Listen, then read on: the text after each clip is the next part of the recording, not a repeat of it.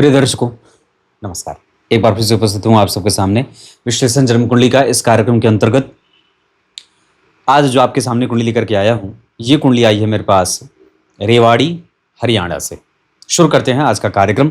कहीं नहीं जाना है, बिल्कुल बन के रहिएगा। आप लोग मेरे नियमित दर्शक हैं, प्रत्येक दिन कार्यक्रम आवश्यक रूप से देखते हैं, उसके लिए बहुत धन्यवाद करता हूँ। और कम से कम कुंडली विश्लेषण और अध्ययन के माध्यम से आप लोगों को ये बात पता चल जाती है कि ग्रह किस तरीके से, कैसी दशा काल में किस तरीके का परिणाम करने वाला है। शुरू करते हैं आज का कार्यक्रम। कहीं नहीं जाना है, बिल्कुल बन के रहिएगा। आप लोग जैसे कि देख रहे हैं, ये कर्क लग्न की कुंडली है। लग्न का मान 22 अंश, आश्लेषा नक्षत्र का लग्न बना है। द्वितीय भाव में गुरु और मंगल जैसे दो परम मित्र राहु के साथ। शनि कन्या राशि में बैठे हैं वक्री होकर के 3 अंश पे, जबकि राहु 5 अंश के बैठे हैं और गुरु 15 अंश के, जबकि मंगलदेव 21 अंश के। इस कुंडली में गुरु, मंगल और शनि तीनों ही ग्रह वक्री हो गए हैं। इस वजह से जीवन में एक परेशानी रहेगी, उस पर चर्चा मैं आगे करूंगा।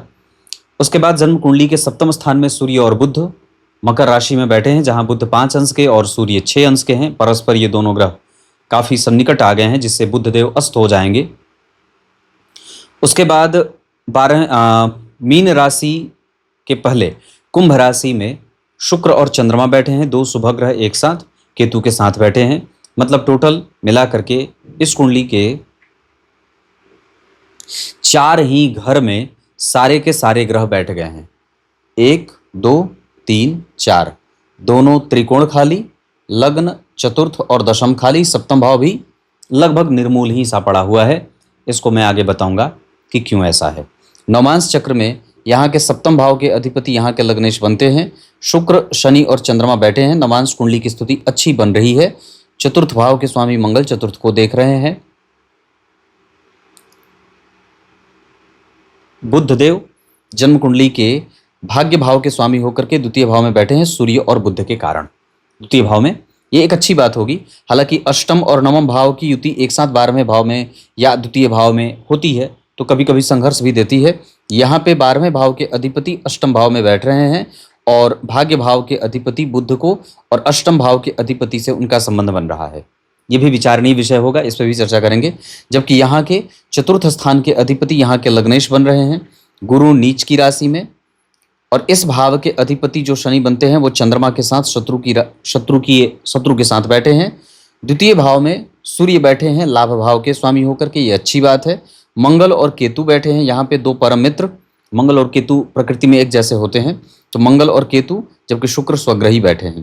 तो ये दशमांशा चक्र में लग्न में बुध बैठे हैं भाग्य भाव के स्वामी होकर के, चतुर्थ स्थान के अधिपति भाग्य भाव में, ये अच्छी बात है। दशमांशा चक्र इस कुंडली का काफी हद तक पॉजिटिव बन रहा है, क्योंकि यहाँ पे लग्नेश जो है वो अपनी राशि के बैठ रहे हैं। ये ग्रहों की स्थितियां हैं। अब बात करेंगे आपकी कुंडली में।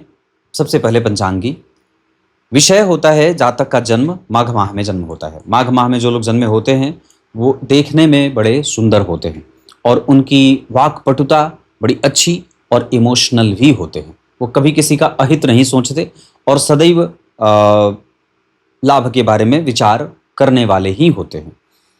उत्तरायण में जन्मे होने से शुक्र, बुध, गुरु और चंद्रमा, ये चारों के चारों ग्रह बली होंगे और इनके बलवान होने के कारण जातक के जीवन में सकारात्मक प्रभावों की वृद्धि भी होगी।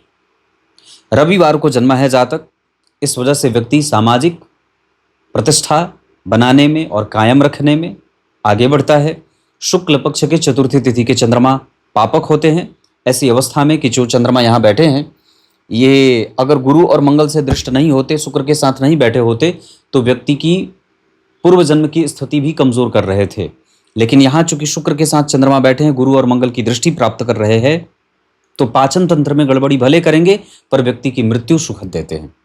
और कई बार जल की अधिकता के कारण व्यक्ति की मृत्यु होती है, इसका ध्यान रखना होगा।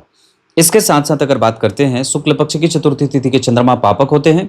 इसका अर्थ होगा कि हमें कई बार प्राइवेट नौकरी या अपना व्यापार करना होता है और उसी के बल पे व्यक्ति को सफल होते हुए भी देखा जाता है। यहाँ अगर व्यक्ति प्राइवेट नौकरी करने चलेगा तो ठीक है, या तो फिर अपना कारोबार अगर करना चाहे तो बहुत अच्छा है।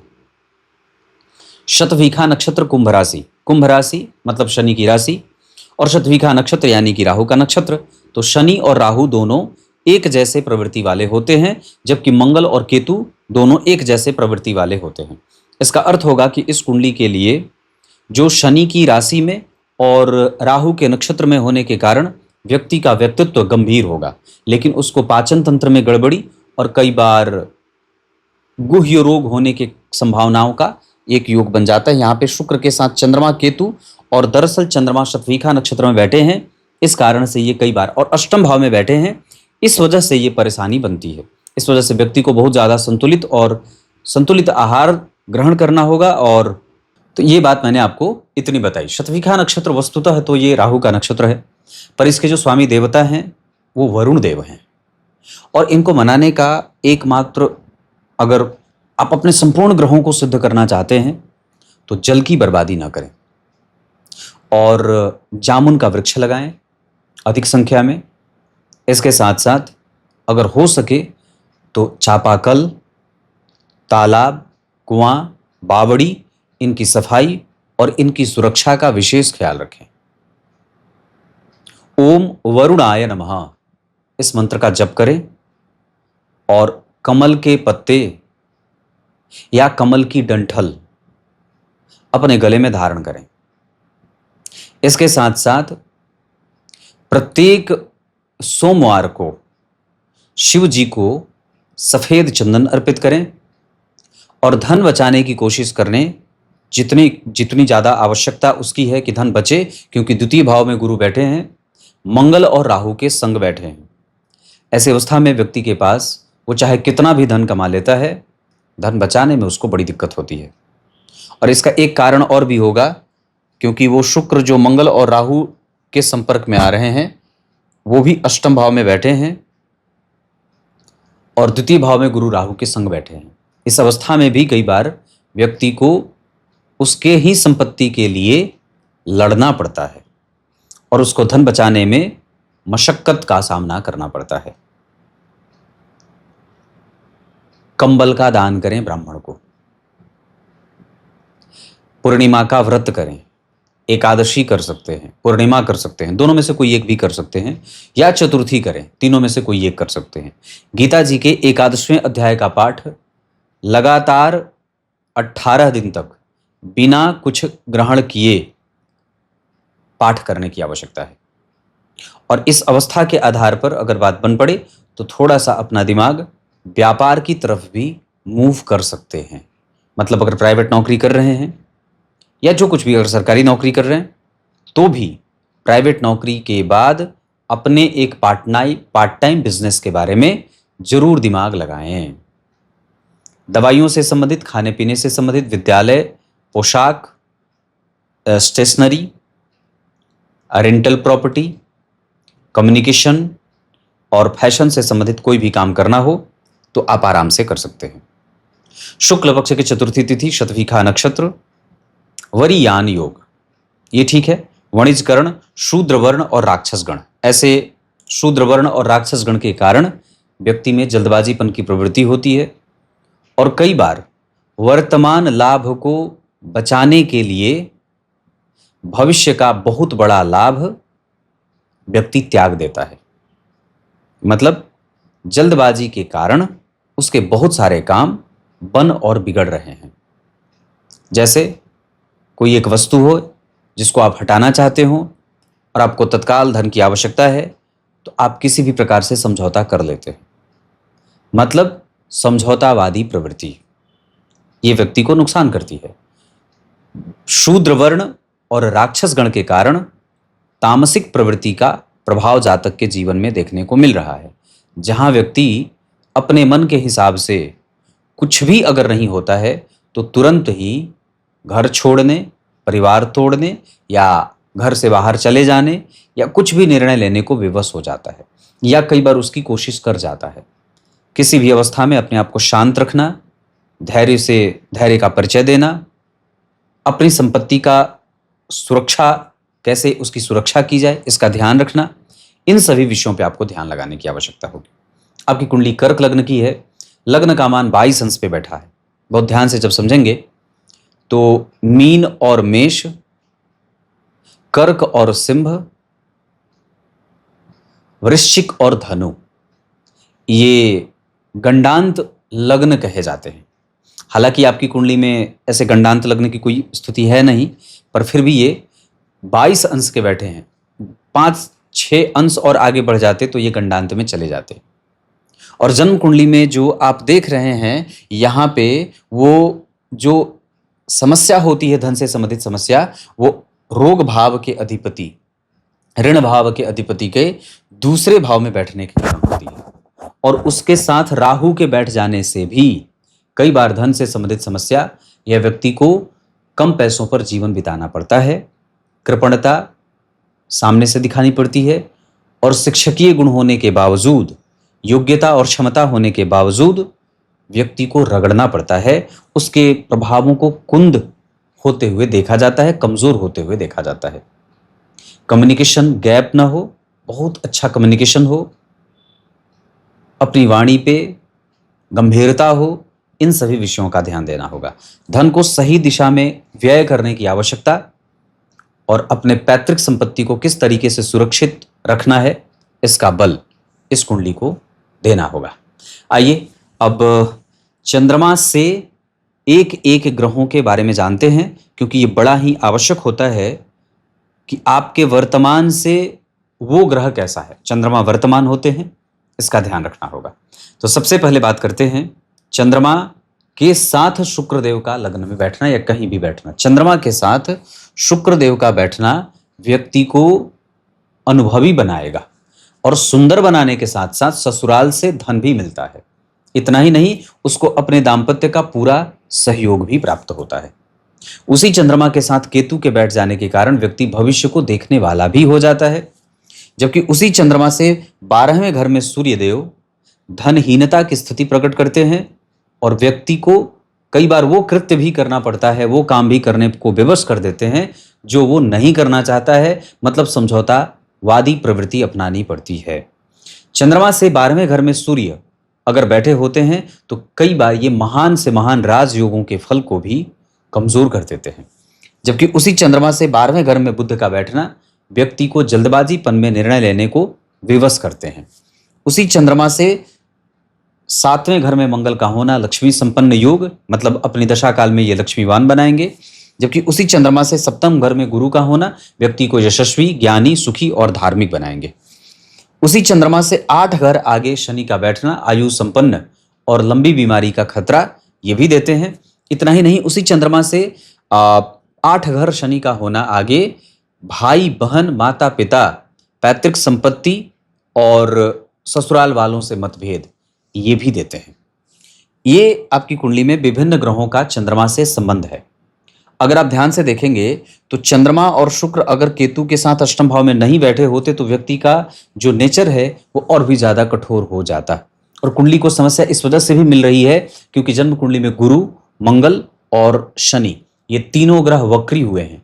और जब ध्यान से देखेंगे तो उसमें से मंगल सिर्फ ठीक परिणाम दे रहे हैं वक्री होने के बावजूद, अन्यथा गुरु और शनि दोनों ही कंफ्यूज होते हुए परिणाम कर रहे हैं और काफी हद तक ये आपको परेशान करने वाले ग्रह के रूप में परिभाषित कर रहे हैं। अगर हम बात एक एक ग्रहों की करेंगे और नक्षत्रों की तो सबसे पहले बात होगी सूर्य। सूर्य उत्तराषाढ़ा में बैठे हैं अपने ही नक्षत्र में बैठने के कारण और किसी भी पापक ग्रह के प्रभाव में नहीं होने के कारण, लेकिन जन्म कुंडली के दूसरे भाव के स्वामी 12वें भाव के स्वामी के साथ सप्तम में बैठे हैं। इस वजह से व्यक्ति को अपने आप को सिद्ध करने के लिए कई बार संघर्षों का सामना करना पड़ता है। उसे अपने व्यापार को आगे बढ़ाने के लिए इंपोर्ट एक्सपोर्ट का काम और बाह्य सामग्री को भारत में लाना और भारत की सामग्री को बाहर ले जाना ये भी बड़ा मायने रखता है। उसके बाद अगर चंद्रमा की बात करते हैं तो चंद्रमा शतभिखा नक्षत्र में बैठे हैं। राहु से दृष्ट होने के कारण व्यक्ति घर पे रहेगा तो बाहर जाने का मन करेगा और बाहर रहेंगे तो घर पे आने का मन करेगा। ये एक जो दोहरी स्थिति बनती है, मन, बुद्धि, चित्त और व्यवस्था में कई बार जो कंफ्यूजन पैदा होता है वो इसी चंद्रमा के शतभिखा नक्षत्र और कुंभ राशि पे 7.5 अलग से चल रही है। इस कारण से हमें यहाँ पे परेशानी का सामना करना पड़ सकता है। इसका अर्थ होगा कि जब कभी भी चंद्रमा में सूर्य और जब कभी भी चंद्रमा में शनि का अंतर आएगा तो हमें परेशानियों का सामना करना पड़ेगा। बात करेंगे मंगल की, तो मंगल इस कुंडली के लिए योग कारक ग्रह होते हैं और वक्री हैं, 21 अंश के बैठे हैं और योग कारक ग्रह होकर के इस कुंडली के आत्म कारक ग्रह के रूप में भी मंगल देव ही विराजमान है। इसका अर्थ होगा कि इस कुंडली के लिए मंगल देव और बैठे हैं किसके साथ? मंगल बैठे हैं गुरु के साथ, जो भाग्य भाव के स्वामी हैं। तो केंद्र और त्रिकोण के अधिपति, जिसमें से एक ग्रह योग कारक भी होता है और इस कुंडली का आत्म कारक भी हो गया। इसका अर्थ होगा कि गुरु और मंगल की दशा जातक के जीवन को सबसे ज्यादा श्रेष्ठता और धन लाभ देने वाली बनेगी, चाहे ये अंतर में आए चाहे प्रत्यंतर में। और वो मंगल बैठे हैं पूर्वा फाल्गुनी नक्षत्र के, जिस नक्षत्र में बैठे उस नक्षत्र का अधिपति उन्हें शुक्र देख रहा है। इसका अर्थ होगा ये कि मंगल की दशा में जब कभी भी शुक्र का अंतर आए या चंद्रमा का या गुरु का अंतर आए तो व्यक्ति को धन लाभ की स्थिति बनेगी। लेकिन उसी मंगल की दशा में जब कभी भी बुध या शनि का अंतर आएगा तो व्यक्ति को कष्टों का सामना करना पड़ेगा, जिसमें स्वास्थ्य और पैतृक संपत्ति के साथ साथ नौकरी और निरंतरता पे तलवार लटकेगी। ये मंगल है। अब बात करते हैं बुध देव की। बुध इस कुंडली में 12वें के साथ साथ तीसरे भाव के स्वामी होकर के सप्तम भाव में अपने मित्र के साथ बैठे हैं, लेकिन किसी भी शुभ ग्रह से दृष्ट नहीं है।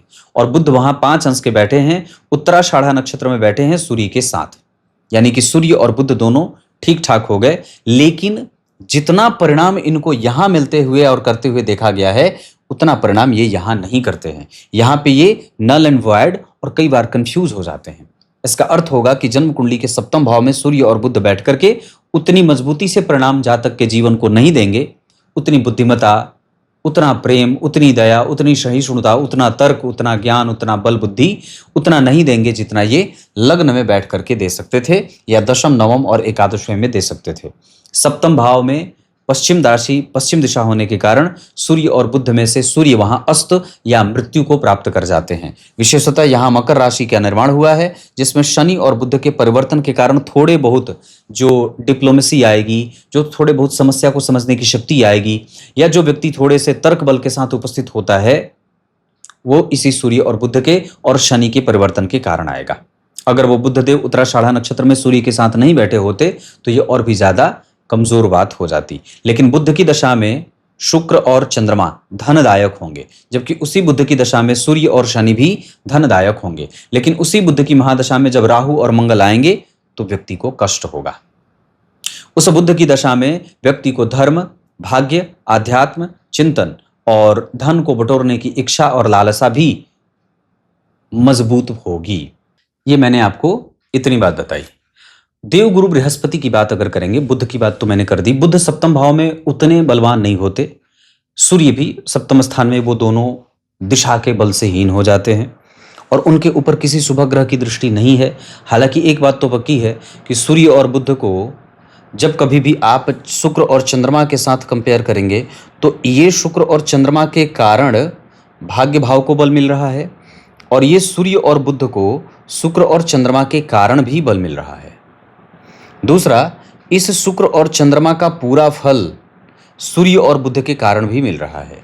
लेकिन सूर्य और बुध के प्रभावों में निगेटिविटी ये आ रही है कि वो कुतर्क भी व्यक्ति के जीवन में डाल देते हैं या छिछला जानकारी रख करके व्यक्ति तर्क कुतर्क करने वाला हो जाता है। ये भी बात है। देवगुरु बृहस्पति 15 अंश के वक्री हैं, उनका कुछ 60% तक परिणाम लग्न का मिलेगा। पूर्वा फाल्गुनी नक्षत्र में बैठने से वहां वो अनुभवी होंगे। अगर शुक्र ने उन्हें देखा नहीं होता तो और भी वो कमजोर हो जाते।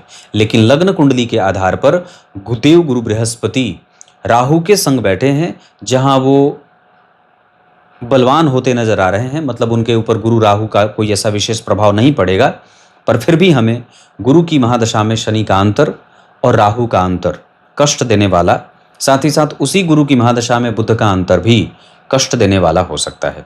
अगर गुरु की बात और तरीके से करते हैं तो आपकी कुंडली में गुरु लग्न कुंडली में 5 नंबर में, नवांश कुंडली में 5 नंबर में और दशमांशा चक्र में वो गुरु बैठे हैं 10 नंबर में।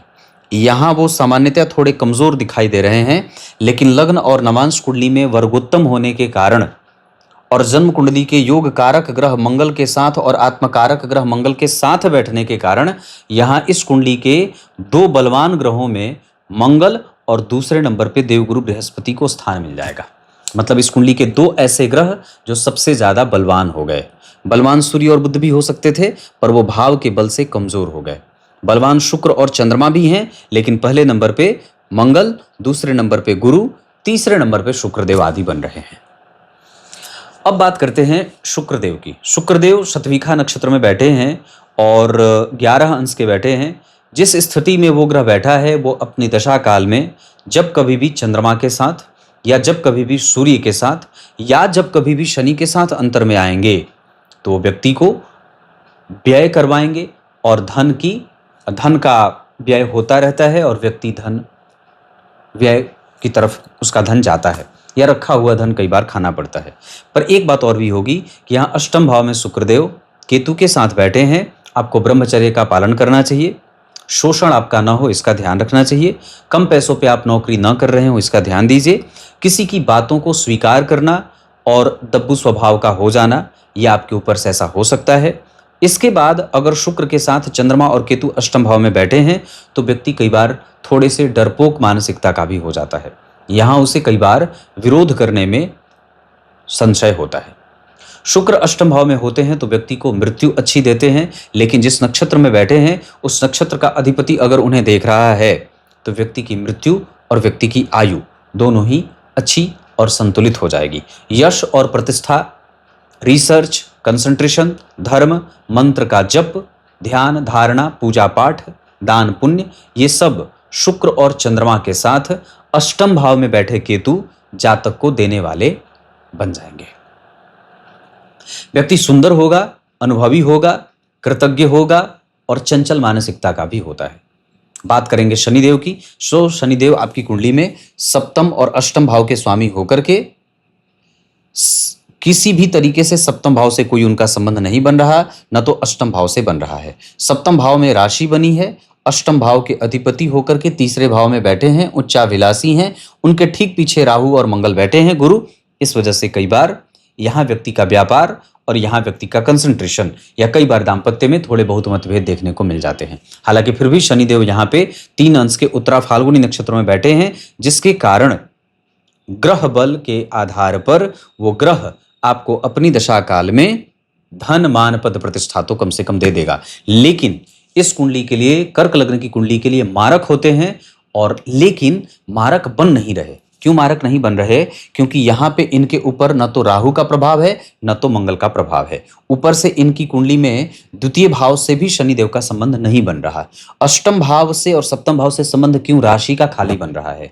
तो भाव के अधिपति हो जाने से मारक तो बन जाएंगे, लेकिन प्रबल मारक की भूमिका में ये ग्रह उपस्थित नहीं होगा। ऐसी अवस्था में कि कर्क लग्न की कुंडली के लिए शनिदेव प्रबल मारक होने के बावजूद इस कुंडली के लिए वो प्रधान मारक नहीं बनेंगे। तो प्रश्न उठता है, प्रधान मारक फिर कौन बनेगा? तो प्रधान मारक बन जाएंगे द्वितीय भाव में बैठे होने से और द्वितीय भाव में बैठे होने से और द्वितीय भाव में बैठे होने से, यानी कि 3 ग्रह मंगल और राहु और गुरु। इनमें सबसे कम मारक दोष गुरु को लगेगा, सबसे ज्यादा मंगल और दूसरे नंबर पे राहु को लगेगा। अष्टम भाव में बैठे हैं शुक्र और चंद्रमा केतु, इस यहाँ पे सप्तम भाव में सूर्य और बुध। इसका अर्थ होगा कि ये चर प्रकृति की राशि है। चर प्रकृति की कुंडली के लिए एकादशवां भाव बाधक होता है, वो अष्टम भाव में बैठ गया। इसका अर्थ होगा कि एकादशवां भाव भी सुरक्षित हो गया, वहां पे कोई ग्रह बैठा नहीं।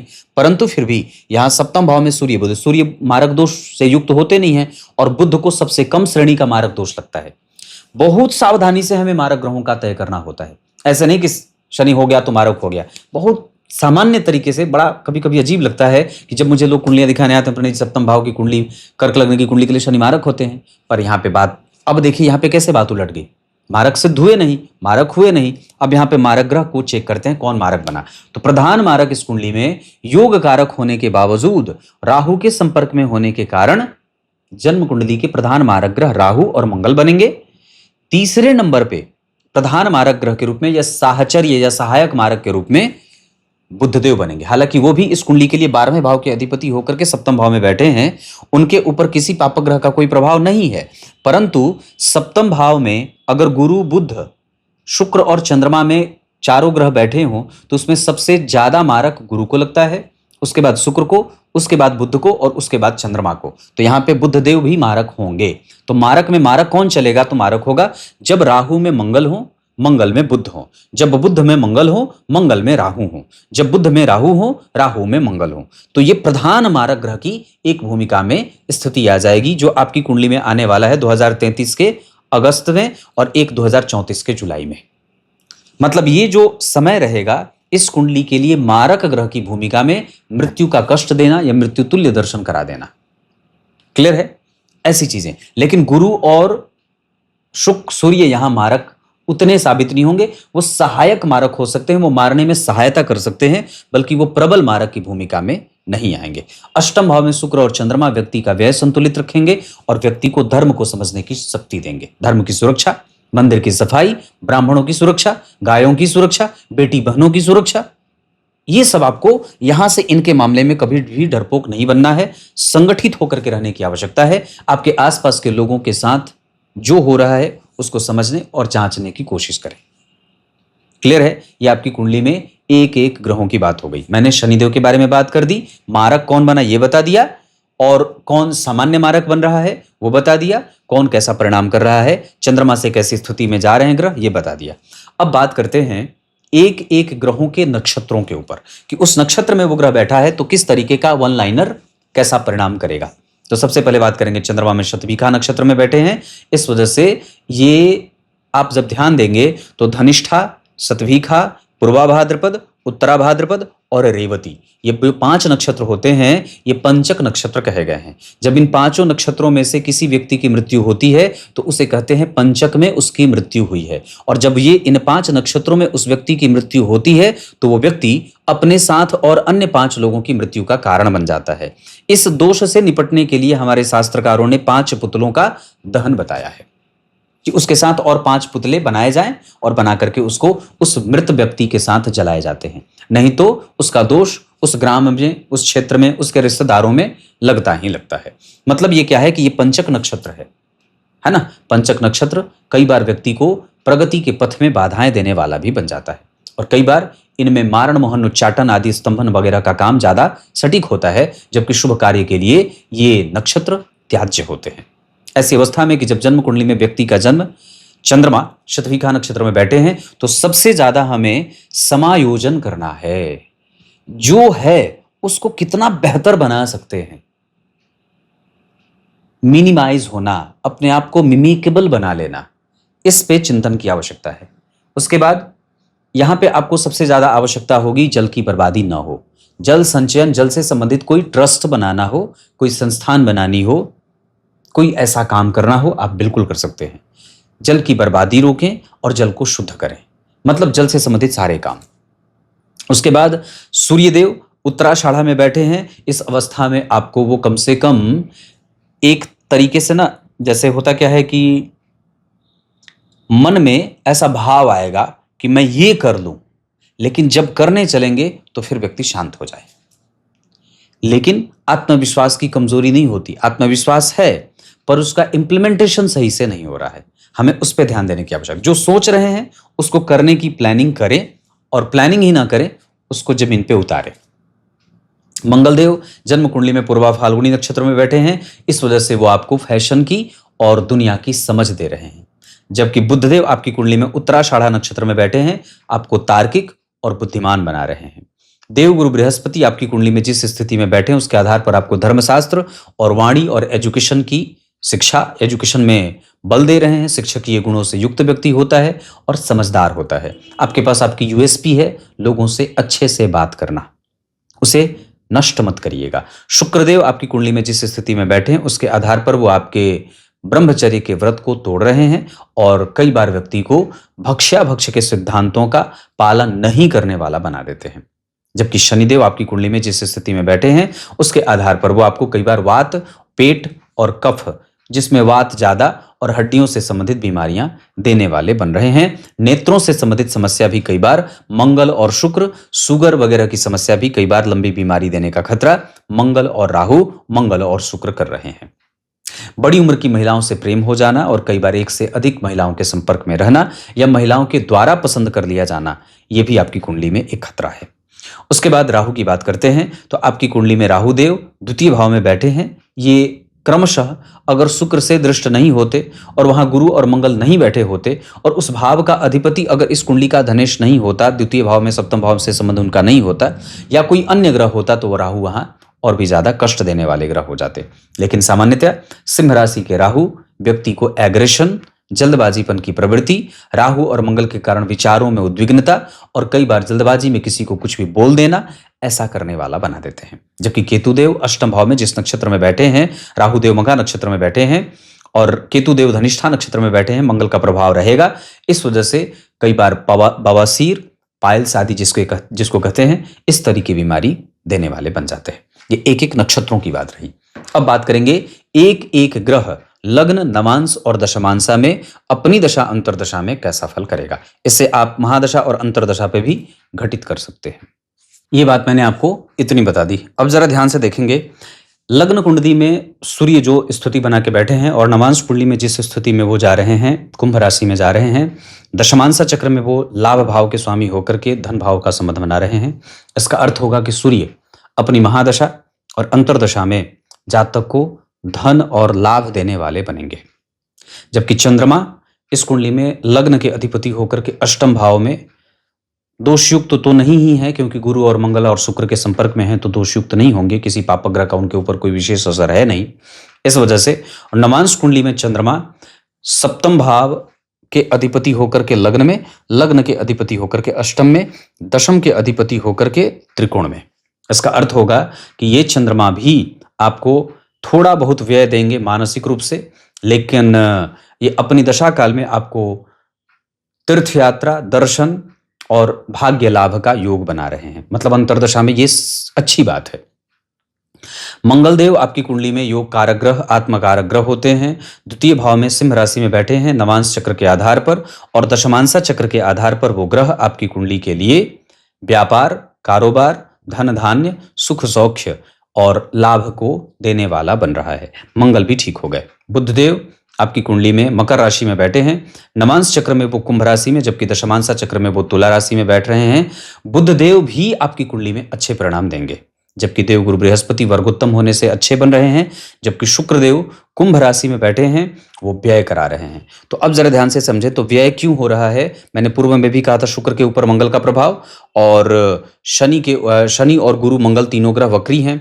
गुरुदेव जब जन्म कुंडली के दूसरे भाव में बैठ जाते हैं राहु के साथ शुक्र के प्रभाव में, तो कई बार वो व्यक्ति को धन व्यय करवाते हैं। और खास करके ये कर्क लग्न की कुंडली के लिए और भी बात द्वितीय भाव में हो जाती है। वहीं शनिदेव आपकी कुंडली में आपको अपनी दशा काल में यश और प्रतिष्ठा, संतान और गंभीर धन की प्राप्ति करा सकते हैं। शुभ अंक इस कुंडली के लिए 2 रहेगा। शुभ रंग इस कुंडली के लिए सफेद और गेरुआ के साथ चांदी का रंग रहेगा। कोई भी शुभ कार्य करना हो आप गुरु की दशा में और शुक्र की दशा में, मंगल की दशा में कर सकते हैं। मित्रता वृश्चिक और मीन वालों से करें। और धन कमाने के लिए आपकी कुंडली जा सकती है उत्तर दिशा की तरफ। ये कुंडली दाम्पत्य का अच्छा उपभोग कर सकती है अगर पत्नी बहुत ज्यादा तर्क वितर्क न करती हो तो। नवांश कुंडली में मकर राशि में चंद्रमा और शनि शुक्र का बैठना यह सुखद दाम्पत्य का इशारा है। यहाँ पे जो मंगल तुला राशि के बैठे हैं, ये कई बार ये कहते हैं कि देर से ही सही पर आप अपने नाम पे निवेश कर सकते हैं। पत्नी के नाम पे निवेश करने में थोड़ी सी संकोच की स्थिति बनेगी। माता और पिता इन दोनों के प्रभावों में माता का पक्ष कमजोर है, जबकि पिता का पक्ष बलवान नजर आ रहा है। भाइयों के साथ आपके संबंध सामान्यतया जैसा रखेंगे वैसा रहेगा। इसके अतिरिक्त अगर मैं बात कर दूं दशमांशा चक्र में, तो बुध यहां अगर नहीं बैठे होते और अगर यहां मंगल नहीं बैठे होते, शनि और चंद्रमा का प्रभाव सामान्यतया 2 केंद्रों के स्वामी है, एक साथ त्रिकोण में बैठ रहे हैं। इस वजह से आपके कारोबार में इन ग्रहों का बल मिल रहा है। इस कुंडली में जो ग्रहों की स्थितियां बनी हैं, उसमें सारे ही ग्रह में जो यहां पे स्थिति बनी है शुक्र चंद्रमा की, ये स्थिति बहुत सामान्य परिणाम कर रही है। जबकि गुरु और मंगल वाली जो स्थिति बन रही है, यहां पे भी देखें जरा, तो ये भी स्थिर राशि में युति है, ये भी स्थिर राशि में युति है ना। इस वजह से ये दोनों ही युति जो बनी है, इसमें इन दोनों भावों में बैठे ग्रह या इन राशियों में बैठे ग्रह न्यूट्रल होकर के सामान्यतः थोड़े कमजोर डिग्रेडेशन के साथ परिणाम कर रहे हैं। आपको अपने पेट का ध्यान विशेष रखना चाहिए, ब्रह्मचर्य का पालन करना चाहिए, जितना ज्यादा हो सके धन बचाने पे जो है उसको बचाने की कोशिश करनी चाहिए। अगर कोई भी भवन भूमि वाहन आदि के बारे में अगर कुछ विचार करना चाहते हैं तो आप कोशिश कर सकते हैं एक बार 2000, अभी तो थोड़ा वक्त है हालांकि, लेकिन एक 2028 में बहुत अच्छा योग बन रहा है और एक योग बनेगा 2033 में। एक बात और भी होगी इस कुंडली के लिए, अगर मैं बाकी के अन्य वर्ग चार्ट पे आपका ध्यान लेके आ जाऊं तो संतान वगैरह का सुख आपकी कुंडली में 100% बहुत अच्छा है। सप्तमीमांसा चक्र के आधार पर आपकी कुंडली में धर्म और सामाजिकता का बल अच्छा है। आपके दिमाग में बहुत सारी चीजें चलती रहती हैं और वो बहुत ज्यादा सोचने का खतरा पैदा कर देती हैं। इस वजह से नींद अच्छी लें और नियमित दिनचर्या का पालन करें। साथ ही साथ आपकी कुंडली में गुरु, मंगल, चंद्रमा और शनि ये ग्रह आपको गंभीर और आपके सपोर्ट में खड़े नजर आ रहे हैं, जबकि होरा चक्र के आधार पर चंद्रमा, शुक्र, राहु और केतु जितनी अच्छे परिणाम की आवश्यकता उनसे जातक को है उतना वो दे नहीं रहे हैं। इसके विपरीत गुरु, मंगल और सूर्य, बुध और शनि जातक के जीवन में कई बार बहुत ज्यादा सोचने से भी ज्यादा लाभ देते हुए नजर आ रहे हैं। संतान वगैरह का सुख आपकी कुंडली में जैसे कि मैंने बताया है ठीक है। भवन भूमि वाहन आदि का सुख अगर प्राप्त करना हो तो आप मंगल और बुध की दशाओं का भी इस्तेमाल कर सकते हैं। मतलब इन दशाओं में हम भवन भूमि वाहन खरीदने की तरफ आगे बढ़ सकते हैं या बुकिंग करा सकते हैं। नक्षत्र के आधार पर अगर मैं बात कर दूं तो आपकी कुंडली में अब सिर्फ आपको देखना होगा नक्षत्र, आपकी कुंडली में शतभिखा नक्षत्र में दान करिए, उत्तराषाढ़ा, उत्तरा फाल्गुनी और श्रवण, रोहिणी, स्वाति ये नक्षत्र किसी भी कार्य को करने के लिए अच्छे रहेंगे। मित्रता वृश्चिक और मीन वालों से करें। राशियां जो आप के लिए अच्छी रहेंगी वृश्चिक और मीन के साथ वृषा अच्छी हैं। भवन जिसमें आप निवास कर सकते हैं, पश्चिमी फ्रंट का जो मकान होगा आप उसमें भी निवास कर सकते हैं और ले सकते हैं। अभी बुध की दशा है, इस वजह से ये बुध आपकी कुंडली के आधार पर धनदायक बन रहे हैं। कुछ व्यापार वगैरह अगर करना हो तो इस दशा काल में हम निश्चित रूप से व्यापार की तरफ जा सकते हैं, इसमें कोई संशय नहीं है। बुध आपकी कुंडली के अगर देख रहे हैं तो ग्रह बल के आधार पर सूर्य 25%, चंद्रमा 100%, अगर निगेटिव भी करेंगे तो वैसे मंगल 25%, बुध देव 25% से थोड़े कम। इस वजह से मेहनत करिए और जल्दबाजीपन की प्रवृत्ति से बाज आइए। जितना ज्यादा हो सके अपने आप को शांत रखें, समय बीतने का इंतजार किया जा सकता है। देव गुरु बृहस्पति 100%, शुक्रदेव 50%, शनिदेव 25% से कम, जबकि राहु और केतु 25% का परिणाम कर रहे हैं क्रमशः। ये आपकी कुंडली है। अगर इसमें मैं अष्टक वर्ग पे आपका ध्यान लेके आता हूं तो आपकी कुंडली में आपके व्यक्तित्व को और भी ज्यादा क्लैरिफिकेशन की आवश्यकता है, धन बचाने की आवश्यकता, मेहनत और बढ़ाने की आवश्यकता है। आपकी कुंडली में संपत्ति इकट्ठा करने का बल थोड़ा कम है, इस वजह से बच्चों के नाम पे इकट्ठा कर सकते हैं। पैतृक संपत्ति में कोई विवाद वैसे तो नजर नहीं आ रहा है, पर उसे बढ़ने ना दिया जाए तो ठीक है।